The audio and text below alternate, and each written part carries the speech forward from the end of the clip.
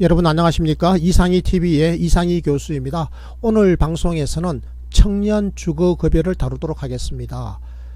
주거급여 수급 가구 내 부모와 떨어져 거주하는 20대 미혼 청년 있죠? 이제 주거급여 받을 수 있습니다. 여러분께서는 지금 국토교통부의 보도자료를 보고 계신데요. 사례 하나를 설명해 드리겠습니다. 부모와 떨어져 사는 20대 미혼 청년이 지금까지는 주거급여를 받지 못했거든요. 이 주거급여 수급 가구 내에 청년 A씨가 있습니다. 20세인데요. 광주광역시에 아버지와 할머니가 함께 살고 계시고, 그리고 본인은 대학을 다니기 위해서 홀로 인천으로 이사를 했거든요. 보증금 20만원에 월세 29만원짜리 원룸에 살고 있습니다.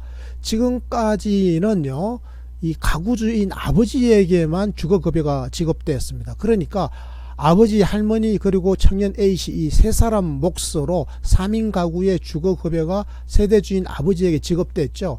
그런데 앞으로는 아버지와 할머니 2인 세대의 주거급여가 지급되고 별도로 청년 A씨에게도 주거급여가 지급되기 때문에 청년 A씨의 주거비 문제를 사실상 해결할 수 있다는 이야기가 되겠습니다. 청년 A씨에게 별도의 주거급여가 지급이 되는데요.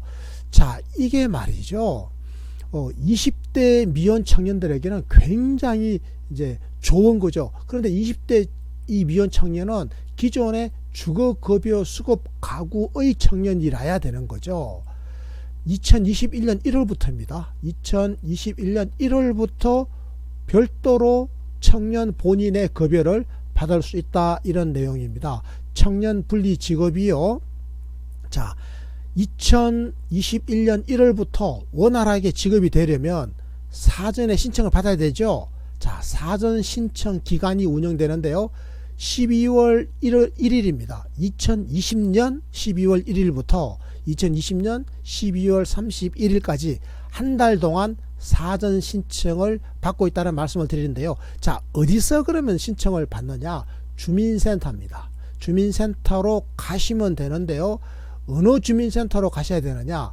원래 보장기관이 있던 곳, 그러니까 아버지와, 이 경우에는 아버지와 할머니와 함께 지내던 바로 이 광주광역시가 보장기관이 되기 때문에 광주광역시 원래 살던 그곳에서, 그렇죠, 바로 그 주민센터에 방문을 하셔야 됩니다.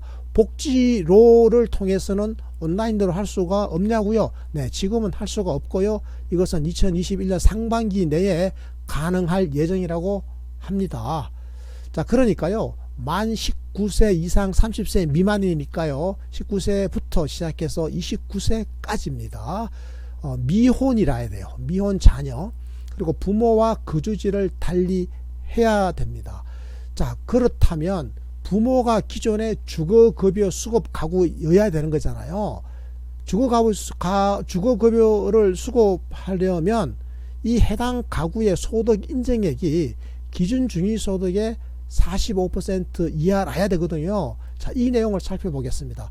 이 가구, 이 사례에서는 3인 가구잖아요. 소득 인정액이 기준 중위소득의 45%보다 작아야 주거급여를 받을 수 있는 거잖아요. 일단 이 조건을 충족해야 되겠죠. 자, 이 경우는 3인 가구인데요. 2021년도 기준 중위소득의 45%에 해당되는 금액은 179만 2천원입니다. 4인 가구면 219만 4천원 정도가 되겠죠. 자, 이 금액보다 뭐가 적어야 된다고요? 이 해당 가구의 소득 인정액이 3인 가구면 179만 2천원보다 적어야 된다고요. 그럼 소득 인정액이 뭐냐? 이거 여러분 아시죠? 월 소득과 실제 소득이죠. 그리고 재산의 소득 환산액을 합한 것을 우리가 소득 인정액이다, 이렇게 부르는 거지 않습니까? 자, 그리고요, 이 부모 세대와 이 청년 세대가 공간적으로 분리되어 있어야 됩니다. 그럼 어떤 식으로 분리되어 있을 때 인정받느냐? 주민등록상의 주소지가 완전히 구분되어 있어야 됩니다. 시군을 달리해야 돼요. 자, 시군을 달리해야 되는데, 그러면 같은 광역시에 살면 어떻게 되죠? 시군이 같잖아요. 광역시니까. 그런데 도농복합 광역시 같은 경우에는 굉장히 많이 떨어져 있잖아요. 예를 들어서 가지고 인천시 강화군, 그러면 인천시 하고 이 광화구는요 같은 지역으로 보는 게 아니라 바로 예외를 인정받을 수 있는 겁니다. 그리고 이 대중교통으로 편도 소요 시간이 90분을 초과하는 경우 이런 곳이라면 같은 권역 내에 같은 시 내에 있더라도 분리를 인정받습니다. 그리고 만성, 희귀성, 난치성 질환이 있는 청년이다 이런 경우에도 예외적으로 인정을 받습니다. 자, 분리 지급에 예외가 인정이 되는 사례가 지금 세 가지가 나와 있었다는 것을 제가 여러분께 소개를 해드린 겁니다. 자, 그러면 이 주거급여를 보장하는 기관은 누구라고요? 시군구청장이 보장을 하는 건데요. 부모가 거주하는, 제가 아까 말씀드렸죠. 부모가 거주하는 바로 그 지역의 시장, 군수, 구청장이 보장기관이 된다 이렇게 말씀을 드렸습니다. 자, 그러면 임차급여를 이제 계산하는 방식인데요. 이게 좀 까다롭고 어려운데 여러분 잘 좀 봐주십시오. 청년 분리 지급을 하는 거잖아요. 먼저 하나의 보장 가구 이것을 전제로 하는 것이지 않습니까? 그러니까 아까 3인 가구 같은 경우에는 할머니 아버지가 있었고 이 청년 A가 있었잖아요. 이 3인 가구 전체를 기준으로 해가지고 소득 인정액을 살펴보는 거거든요. 그 소득 인정액이 그렇죠. 주거급여의 기준선이 되는 게 기준중위소득의 45%잖아요. 그거보다 적으면 주거급여 받죠. 자, 그런데 여기에 생계급여의 선정 기준선이 또 나옵니다. 생계급여의 선정 기준선보다 이 가구의 소득 인정액이 높으냐 낮으냐를 따져야 되는 거거든요. 자, 그렇게 한번 따져 보도록 하겠습니다. 자, 3인 가구를 기준으로 제가 한번 예를 들어 볼게요. 자, 그러면 2021년에 기준 중위소득은 398만 원인데요. 그렇죠? 398만 원이죠. 이게 주거급여 기준 중위소득의 45% 아닙니까? 자, 그러면 이 398만 3천 원에 45%에 해당되는 금액이니까 179만 2천 원이죠. 이게 이것보다 소득 인정액이 적으면 주거급여를 받을 수 있는 거죠. 그런데요, 이 기준 중위소득의 30%를 차르는 선, 이게 바로 생계급여 수급선인데요. 이게 나옵니다. 3인 가구 기준으로 따져보면 119만 5천 원입니다. 그러니까 119만 5천 원보다 적으냐 많으냐. 만약에 119만 원, 9만 5천 원보다 적다면 생계급여를 받는 사람이잖아요. 이분은 주거급여를 완전하게 다 받을 수 있는 것이고요.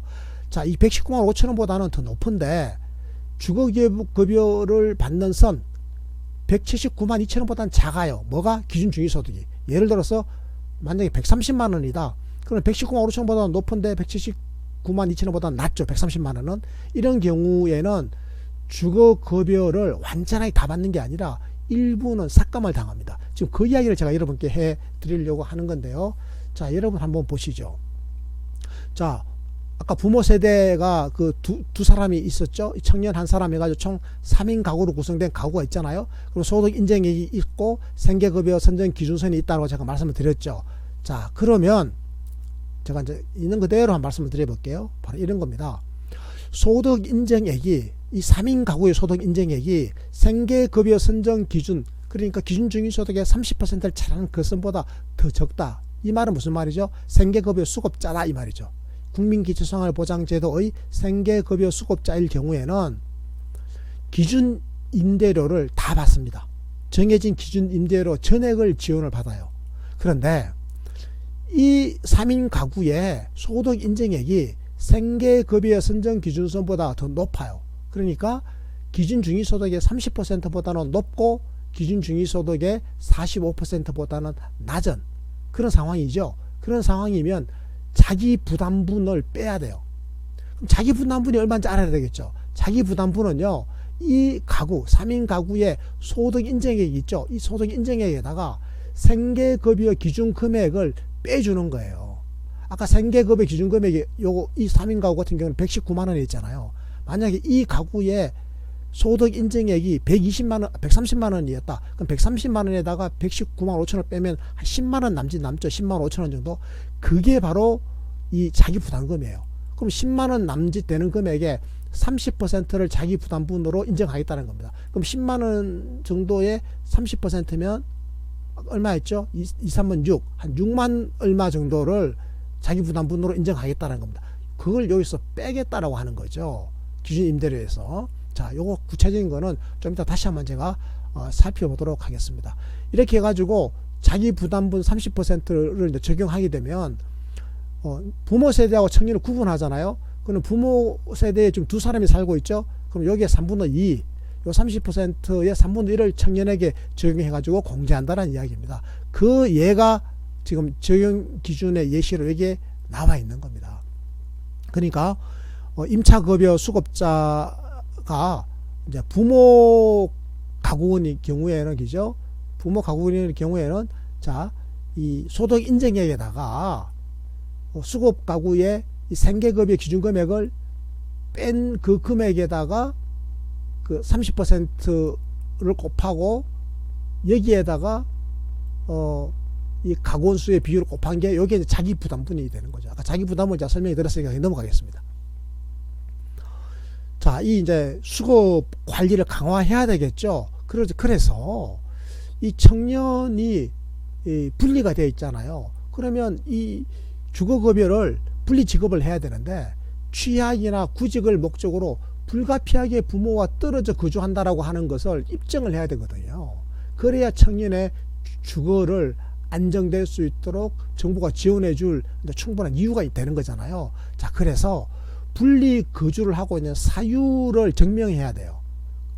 자, 부모하고 청년이 분리 거주하고 있다? 취업이나 학업을 목적으로 이렇게 되겠죠. 그러면 자, 취업이면 재직증명서가 필요하겠죠. 재학증명서, 학원을 다니고 있어요. 그럼 학원비 납입증명서, 뭐 4대 보험 가입 확인서 이런 것들이 필요할 겁니다. 이 중에 하나가 필요하고요. 그 다음에 이제 실제로 임차료를 내고 있어야 되잖아요. 오피스텔이나 원룸에 살고 있으면서 임차료를 내고 있으면 계좌를 내고 있을 거 아니에요. 이 계좌 입금 확인서가 또 필요해요. 이런 서류가 필요하다는 사실을 제가 미리 말씀을 해드립니다. 자, 여러분의 질문에 대해서 한번 답을 해보면요. 자, 청년 주거급여 분리 지급 제도를 도입하는 취지가 뭐겠습니까? 바로 이거죠. 열악한 청년들의 주거 환경입니다. 그리고 학자금 부담, 이렇게 해서 경제적으로 어려움을 겪고 있는 저소득 20대 미혼 청년이죠. 이 저소득 20대 미혼 청년에게 주거급여를 별도로 지급하기 위한 것이다. 이런 말씀을 제가 드립니다.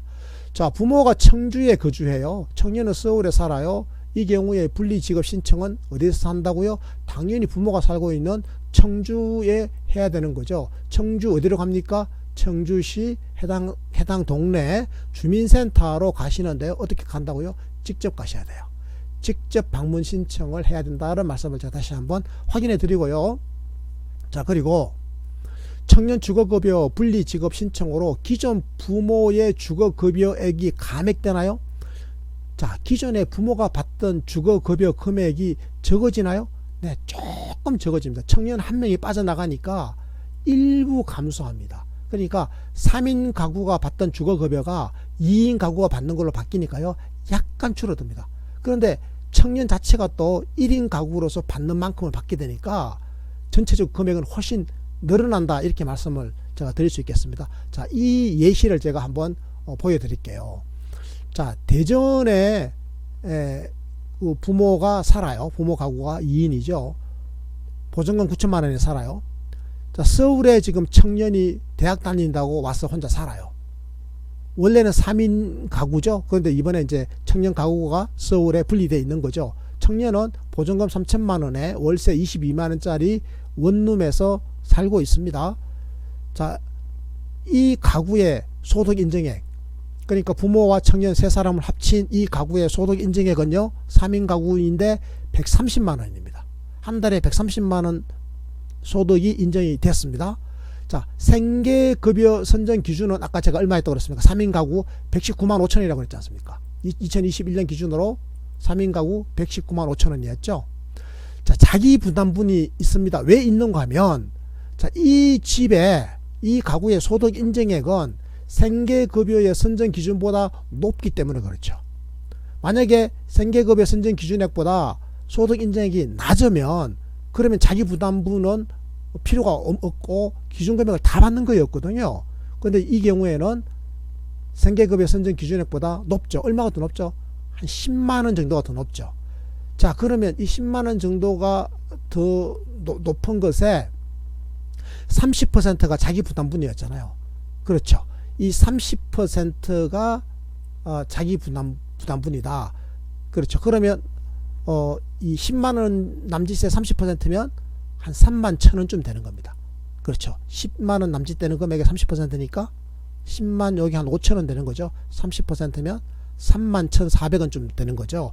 요만큼은 3만 1,400원은 자기 부담분이다. 이렇게 되는 겁니다. 자, 이 기준을 가지고 제가 한번 계산해 볼게요. 자, 기존에는 어떻게 됐냐? 기존에는 이렇습니다. 기준 임대료가 대전은요, 한 달에 3인 가구 기준으로 했을 때 한 달에 25만 4천 원이에요. 그러니까 25만 4천 원을 받고 계셨던 겁니다. 그런데 이 25만 4천 원을 다 받은 게 아니에요. 자기 부담분을 뺐잖아요. 3만 1,400원을 빼요. 그러면 실제로 주거급여 받은 건 얼마였냐? 기준 임대료에다가 자기 부담분을 뺀 22만 5천 원을 22만 2천 원을 받았던 겁니다. 자, 22만 2,560원을 다달이 받고 계셨습니다. 여러분 이거 잘 보내세요. 20 얼마라고요? 22만 2,560원을 받고 계셨습니다.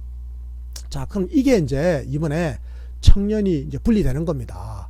자, 그러면 이제 3인 가구가 아니죠. 그럼 어떻게 되는 겁니까? 부모 가구는 2인이고 그리고 청년 가구는 1인 이렇게 이제 분리됐습니다. 그랬을 때 이 22만 2,560원이 얼마로 바뀌는지 볼까요? 자, 미리 보죠. 뭐 얼마로 바뀌었습니까? 49만 560원으로 바뀌었네요. 자, 그러면 얼마가 늘어났죠? 26만 8천원이 늘었습니다. 기존에 받던 22만 2천원보다 26만 8천원이 무려 2배 이상 늘어난 거죠. 22만 2천원이 49만원으로 이렇게 대폭 늘어났습니다. 왜 이렇게 늘어났는지 한번 따져보죠. 자, 부모 세대는 이제 원래 가구는 3명이다가 2명으로 줄었죠. 그러니까 25만 4천원이 아니라 이제는 21만 2천원인데 자기 부담분을 빼죠. 그리고 주거비를 이제 19만 1천원을 받습니다. 그러니까 부모 세대가 이제는 22만 2천원 받는 게 아니라 19만 1천원을 받죠. 3만 1천원 정도 줄어들었습니다.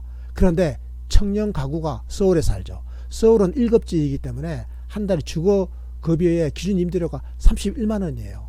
근데 이 청년 같은 경우에 자기 부담금이 한 만 원이기 때문에 빼고 29만 9,500원을 받는 거예요. 그러니까 부모가 3만 1,500원이 줄어드는 대신에 이 청년이 다시 새롭게 29만 9,500원을 받기 때문에 이렇게 29만 9,500원에다가 3만 1,500원을 빼니까 26만 8천원을 전체적으로 더 받게 되는 거죠.